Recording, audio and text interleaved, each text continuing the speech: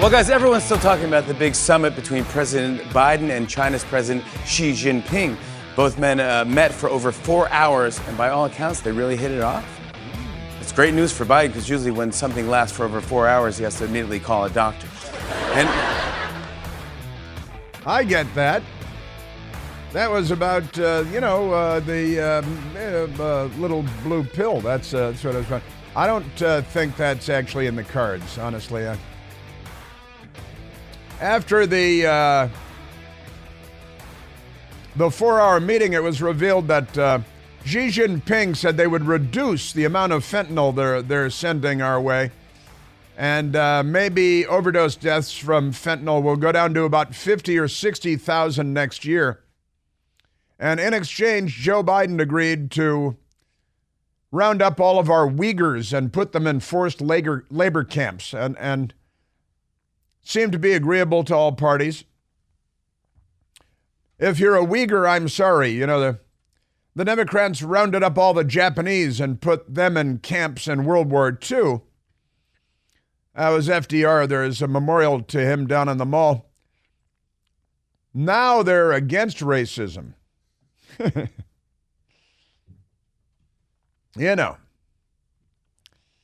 That was then, this is now. Yeah, Joe Biden. I wonder what they did with all those Chinese communist flags that lined the parade route for communist leader Xi Jinping. They had all the children out there waving the Chinese communist flags along the roadside, and it's the next generation of Democrat, I think, is what we're looking at there. You think, Michael, they're more likely to just go with the Maoist thing or the jihad thing? Because right now it looks like they're jihadis more than, I guess, yeah, they're totalitarian either way. So we've got that. Extraordinary times. The Democrat Party is really something to behold, breathtaking, you might say. And Kamala Harris, she went out there apparently to California. She gave a little speech where she used her favorite line, and it's kind of funny. I didn't know how favorite a line it was until the RNC put together a collection of about 3 minutes of Kamala Harris talking about going forward in the future, unburdened by what has been. We got to be unburdened by what has been, like the history of the Democratic Party, perhaps, but unburdened by what is like all of human history. It's quite a burden, human history, Western civilization. They're going to undo that burden. They're going to skip right past it and get rid of all that freedom stuff. Hey, we've got lots of Democrat Party news for you, as you might expect, and we are at 888-630-9625. Yesterday, I mentioned that protesters, we call them liberals, but they're not, shut down the Boston University Bridge in Boston, Massachusetts yesterday. About 100 protesters. And this one is pretty darn crazy. Is this the one, where do they throw their keys off the bridge and leave their cars on the bridge? Was that San Francisco or Boston? One of them, the leftists, they're leftists, and they're all pro-terrorism. They love Osama bin Laden. They're very easily influenced. And a whole lot of them, they read this 2-page letter written by Osama bin Laden in 2002, condemning Israel and the existence of Israel and damning the United States for supporting Israel. Got to kill all the Jews. And, of course, that naturally led to a lot of Democrats joining the cause because they're all pro-Hamas now. Hamas is a genocidal death cult, a hate group, a hate cult. And they want to murder every Israeli and drive them into the sea, from the river to the sea, take it over, and then they're going to the Democrats keep telling us they're going to turn it into a fair and equitable, and what else is it going to be? Where they can hang all the gay people from cranes and chant Allahu Akbar. It'll be like paradise. They won't be able to generate their own electricity. They won't be able to purify their own water.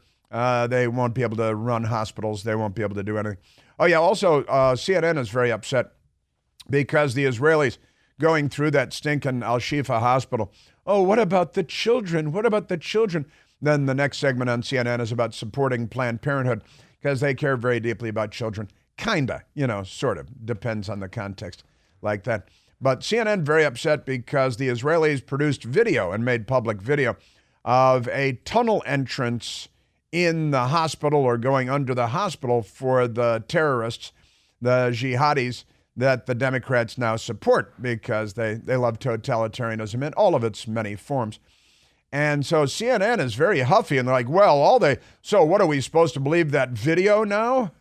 Well, I don't know. You're a TV station. Are we supposed to believe your video now? They're very dubious about all this, and I'll share that with you. But back to the Democrats. About 100 protesters closed Boston University Bridge calling for Gaza ceasefire. They're doing Hamas's propaganda for them, and they're laying their own bodies on the line, and I think they could become speed bumps. I think that might be best for everyone. Not only would it slow down traffic, but it would take care of other problems as well.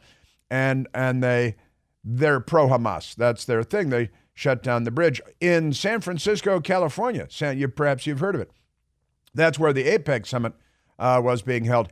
81 people arrested as APEC summit protest shuts down the Bay Bridge in San Francisco. They shut down the Bay Bridge because, you know why? They care very deeply about the genocide of the Jews, and they really want to see that happen because they love genocide. Boy, do they. You know, they get 400 out of every 1,000 black pregnancies right here in the United States. That's pretty good, isn't it? I mean, gosh, the Socialist Workers' Party of Adolf Hitler got about 60% of the Jewish population in Europe and their conquered territories.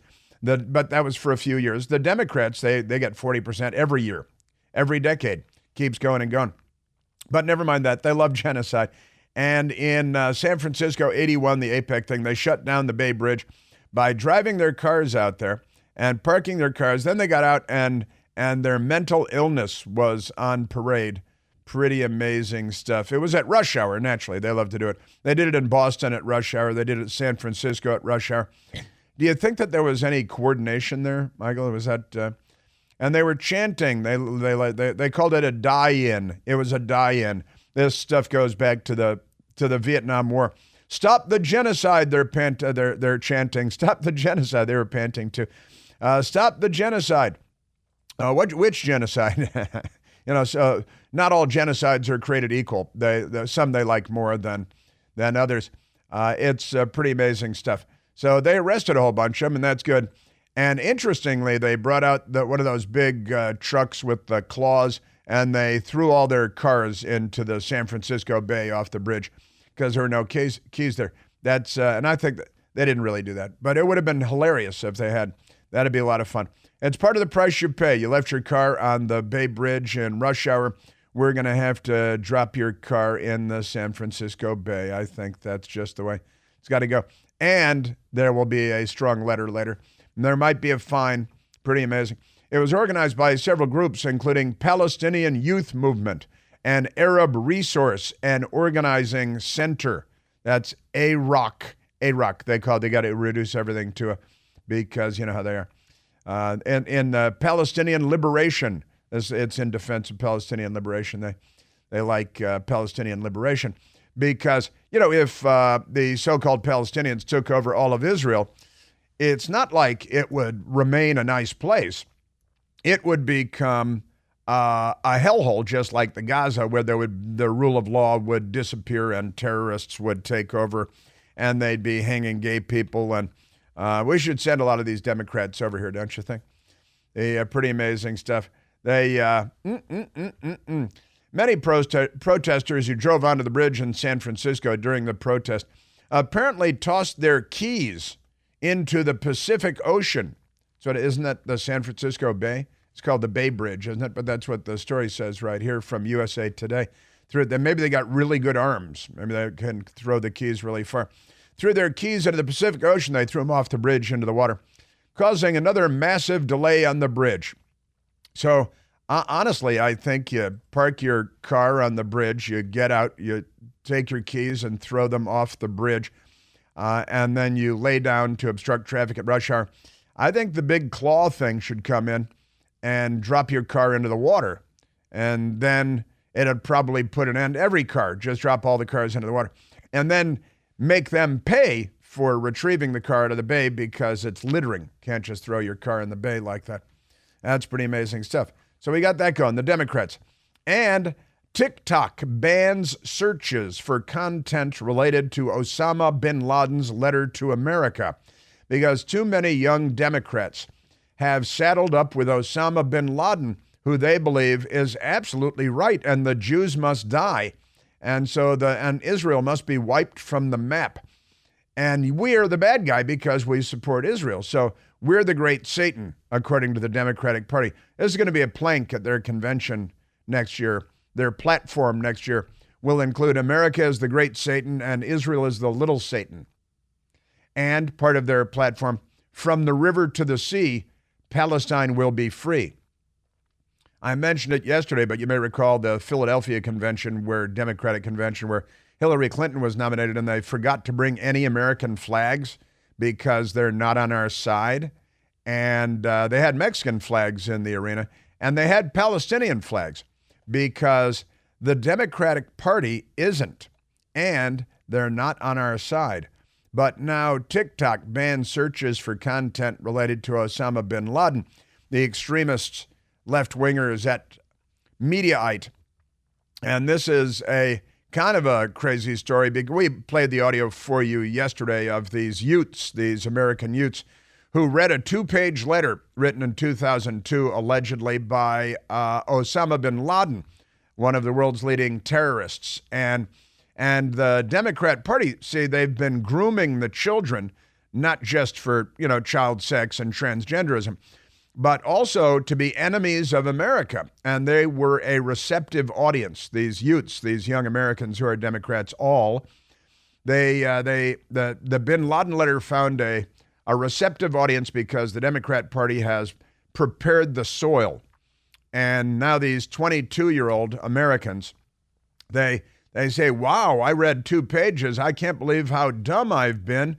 Now I understand everything. Now that Osama bin Laden has explained to me that the Jews must die and America is the great Satan, and these Democrats agree in droves.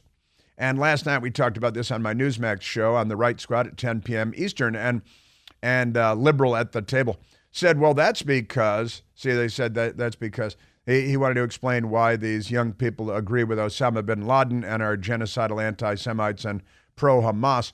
And he said that's because America lied to get us into wars in the Middle East. And that's why. Now, these people were 2 years old at the time, but pay no attention to that. And making excuses for the people that are saddling up with Osama bin Laden, but pay no attention to that. So social media platform TikTok announced a ban on videos promoting Osama bin Laden's 2002 letter to America.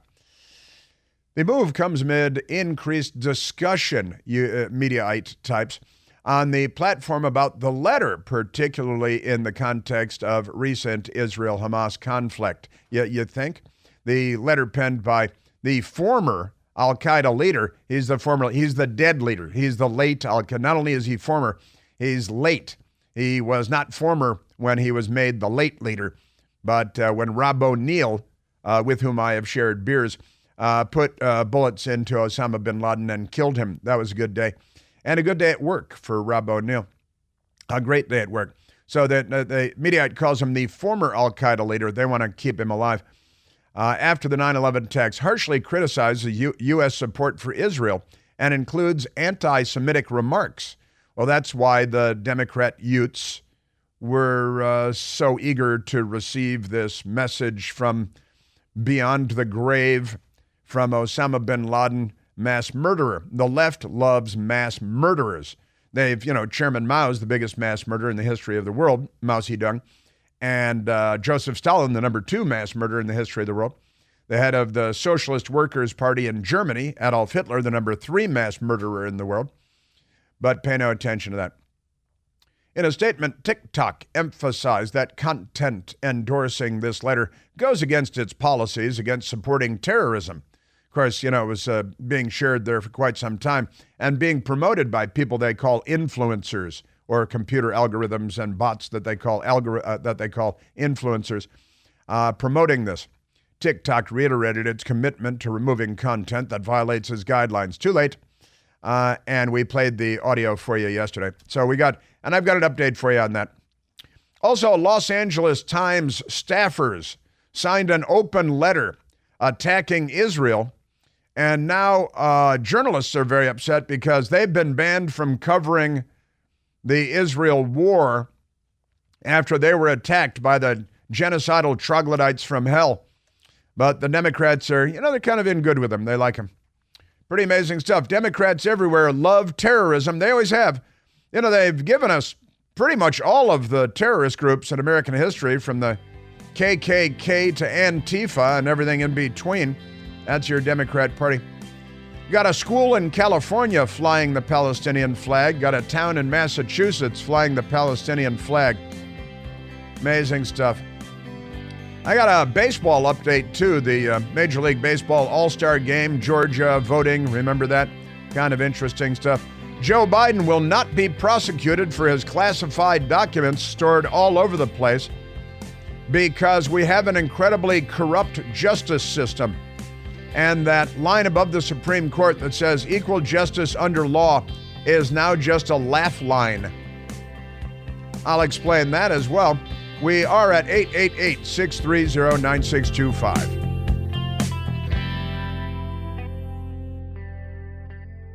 Hey, it's Chris Plant. Excited to tell you about our July 2024 Listener Sea Cruise. We'll be sailing around the British Isles, visiting Scotland and Ireland. Please join us. Visit ChrisPlantCruise.com. Little harmonica, a little Led Zeppelin for your Friday morning. Not so bad, huh? Pretty good stuff. Yeah, also there is a survey, a poll, talking to the Palestinian people about their support for the terror groups and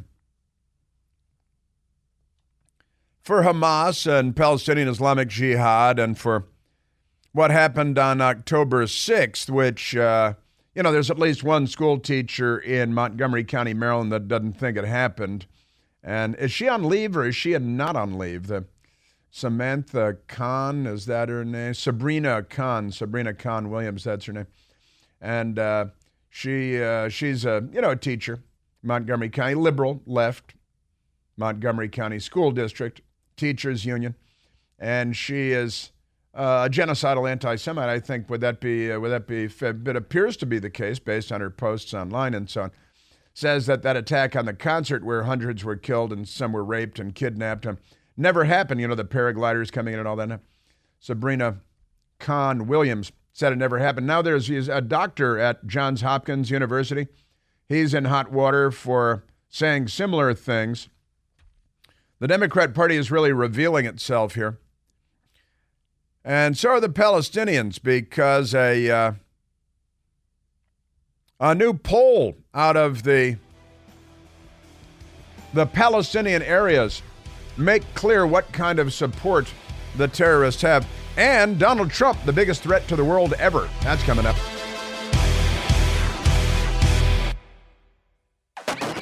Now, in America, we have a free media. They're not free and fair, but they're free to say whatever they'd like. And it's very often mental. The Economist, of all outlets, has maybe the craziest headline of the day. I don't want to exaggerate, but there are a lot of crazy headlines out there.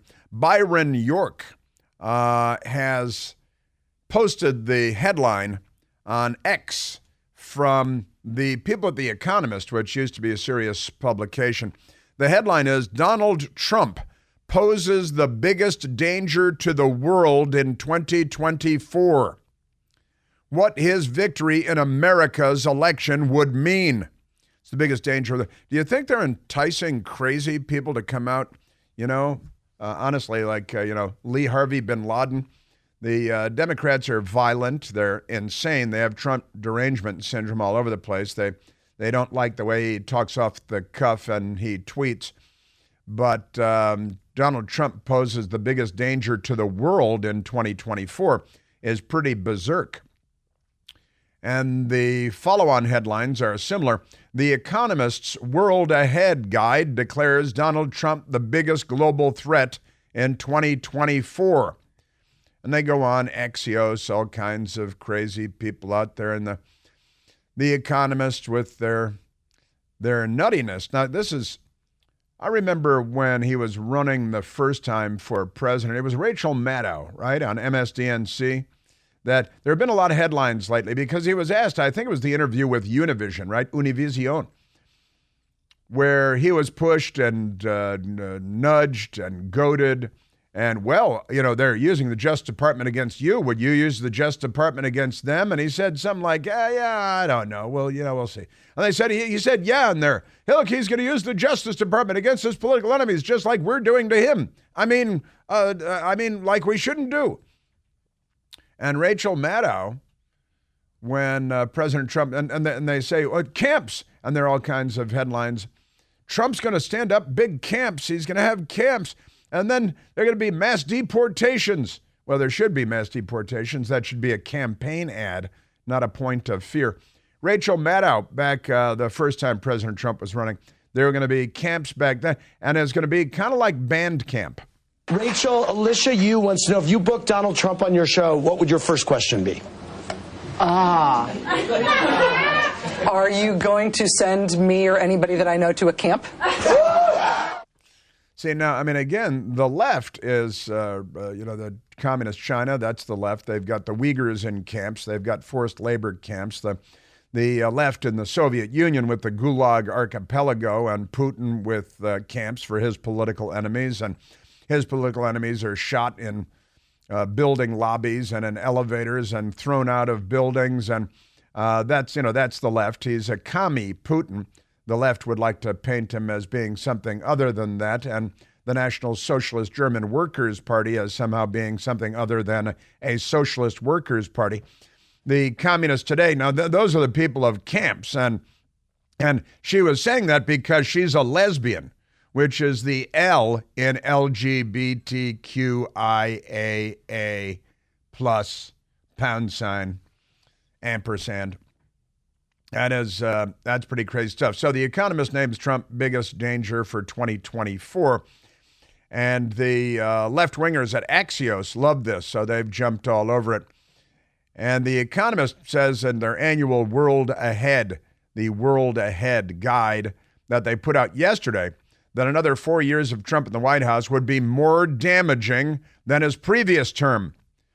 His previous term was so damaging, there was no war in the Middle East, no war in Europe, $2.11 gallon of gas, and for a gallon of gas.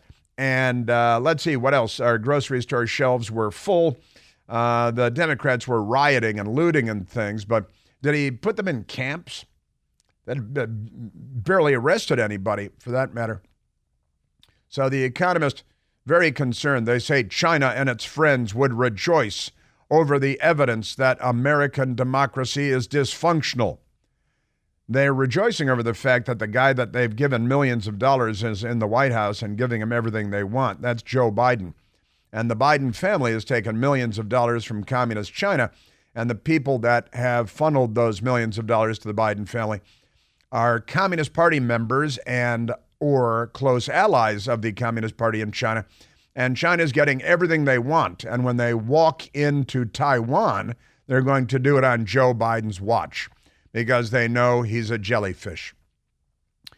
And The Economist, strangely, said China would rejoice because American democracy is dysfunctional. But because we had an election?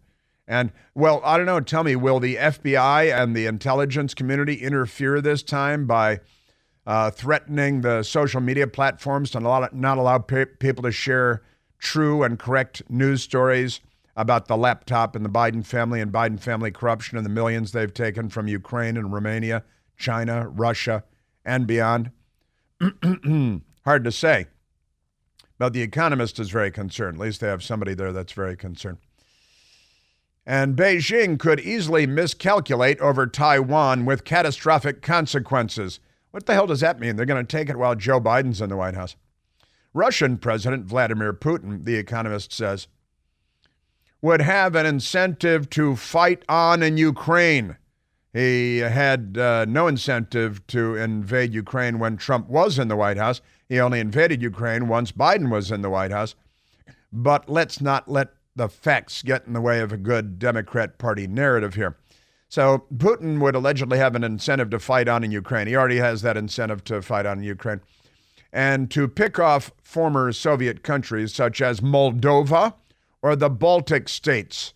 That's what The Economist says. The Baltic states are terrified right now because Joe Biden is in the White House. They would feel much better if Donald Trump were in the White House. They said that the greatest threat Trump poses is to his own country. That's what The Economist says. Well, we'd have full grocery store shelves and cheap gas and be energy independent, and our border would be secure, and we wouldn't have millions of gang members, and fentanyl wouldn't be flowing in and killing tens of thousands of Americans every year, as the Chinese fentanyl is doing now. The moral authority of the U.S. would decline because America will have voted him in while knowing the worst. I don't think that's, I'm guessing this was written by Biden voters. What do you think, Michael? Obama supporters? I'm just taking a wild stab at it here, like O.J. Simpson. While pursuing his enemies, this is President Trump kind of handed him this one in that interview with Univision. They were goading him into saying it, and he kind of half said it, but he didn't. Would you use the Justice Department to go after your political enemies? He's like, yeah, they do it. What goes around comes around, something like that. And like, look, he's going to use the Justice Department just like Joe Biden against his political enemies. That must not be allowed, except for right now when it's happening right before our very eyes in real time. While pursuing his enemies, they say Trump will wage war on any institution that stands in his way, including the courts and the Justice Department. I got to tell you, are you guys aware of what's going on right in front of your eyes right now? I'm wondering, do you pay attention? I like to point out, because it's true, they don't follow the news. Most people in the news business don't actually follow the news. You give them a quiz on what's going on, and they don't know what the hell's going on around them most of the time. Extraordinary stuff. By the way, 37% of voters in a recent poll trust Biden on the economy. Okay. 59% trust Trump. So is that the totalitarianism we're talking about, getting the economy back on its feet, controlling our border? Cheap gasoline, abundant energy, energy independence, no war in Europe, no war in the Middle East. Yeah, things were really terrible when Trump was president. He tweeted, and they didn't like those tweets. So that's a classic left-wing media attack on Donald Trump, because he's the biggest danger to the world in 2024. Therefore, if you vote for him, you too are a danger to the world. And that's where the camps will come in, and the rail spurs, and that's pretty amazing stuff. That's our news media. I don't think I trust our news media. How about you? Man, oh man, I'm telling you. They are nuts. The entire Democrat Party. Joe Biden, speaking of Joe Biden, he's the greatest president ever, isn't he? He's a sock puppet who doesn't have two brain cells to rub together. He has no idea what's going on around him. He took millions of dollars. His family has taken millions of dollars from the communist Chinese, and the communist Chinese are getting everything they want. And I honestly wouldn't be surprised if Biden agreed to throw all of our Uyghurs into forced labor camps, just like the Chinese, just to be more like the Chinese. Commies, you know how they are. They love that stuff. All right, let's go to Joe Biden, because he was in California with Xi Jinping, a ricochet rabbit, and he offered a toast. I think isn't the Chinese toast chin chin? Just say chin chin. Isn't that what you're supposed to say when you raise a glass? Chinese, China, all that stuff. Chin chin. But no, he decided to go with something else altogether. He's toasting his brother dictators at the APEC summit in California.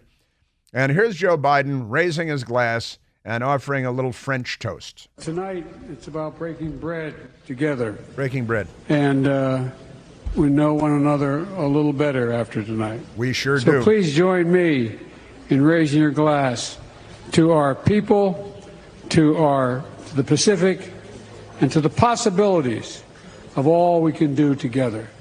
Hear, hear. Welcome. Bon appetit. Ah, bon appetit.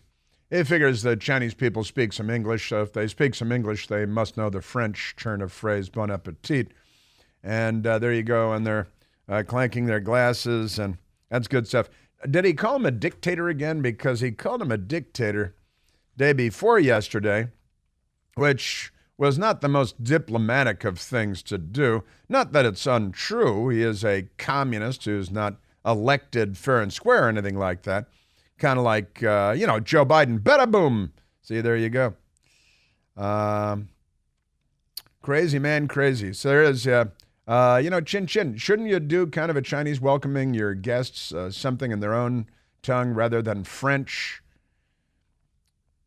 Well, I'm not president of the United States, but what the heck? And Joe Biden, nobody should ever use the word kumbaya. I just don't think, I think it's a tired old word from a bygone era, and kumbaya shouldn't really be used. But Joe Biden was hey, getting along pretty well with the commies. You love dictators, and dictators love you.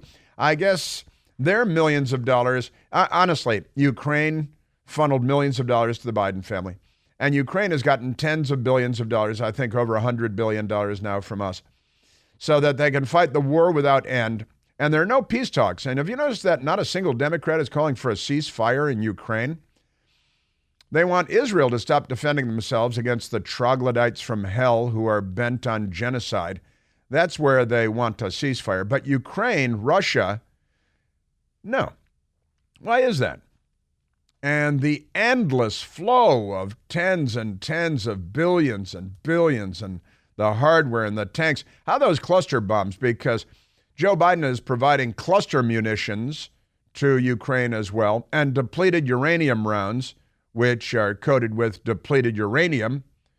It's depleted of radiation in theory, but people on the left are always, you can't use cluster bombs. They're illegal for most countries, and depleted uranium, you can't use that. Joe Biden is like, here, have cluster bombs. Here, buy yourself something real nice. Here's some depleted uranium rounds. Here are battle tanks. Here are F-16s. Take, whatever you want. Empty our armory here because the war must go on forever and ever. And the Biden family took millions of dollars from Ukraine.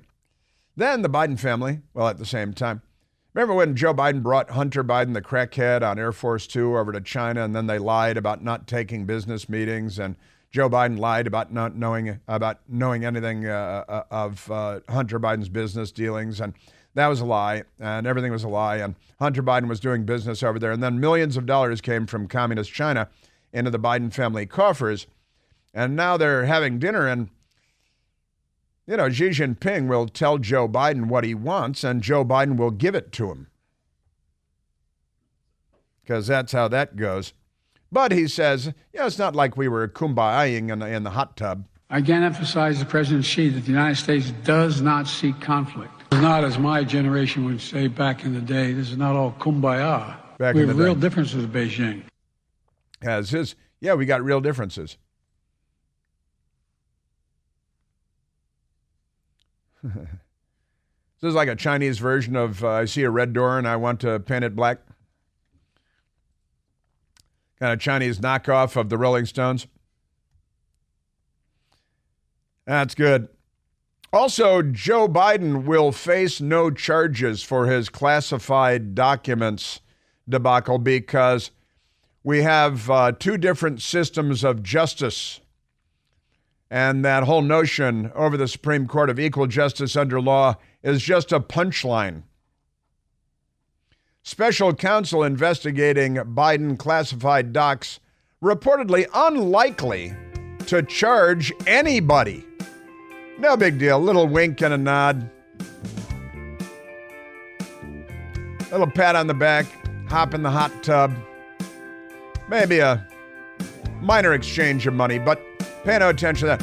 In the meantime, President Trump, classified documents.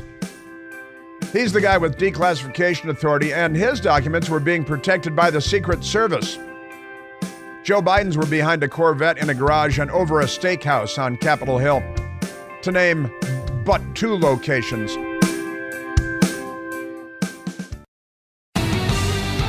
So Joe Biden hosting a West Coast dinner for the APEC leaders, including Xi Jinping from Communist China. He's a communist. And it's a little hard to find the menu and what they had, but And we discovered that they ordered out. They ordered out because, they'd got the Chinese leader there, so they had delivery from Panda Express. They got some Panda Express food, and Joe Biden had the sweet and sour Ling Ling. Sweet and sour Ling Ling. Said it was a little tough. Panda Express? Yeah, sure.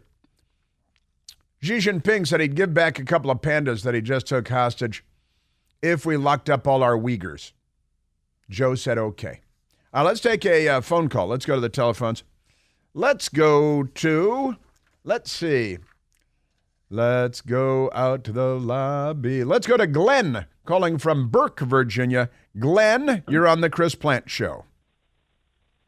Thanks, Chris. The man that wrote that article, we know that he and our mass media is really the biggest threat to this country and to good world order. And actually, I don't think anybody can make claim to the statement that when we have a strong America, the entire world benefits. And no one's made that country stronger than Reagan and Trump in my lifetime. Yeah, I got to say, it's a very astutely put and succinctly put as well. I've got to say, yeah, the mass media, I've been saying for a long time the media is the most corrupt institution in America. And Glenn, you tee up for us a segment that I'm going to get to. And now I'm going to get to it right after the top of the hour because you brought it up. CNN and the sense of victimization, the sense of victimhood that the media has, and this phony fear of Trump thing that the news media is selling. And The Economist now, saying, oh, no, we should all be very afraid because Trump is the biggest threat to the world in 2024. Donald Trump poses the biggest danger to the world in 2024. Really? Does anybody remember the Trump presidency? I know you hate him and Orange Man bad and tweets make you wet your pants, but do you even remember anything about the economy and world peace at the time? Do you?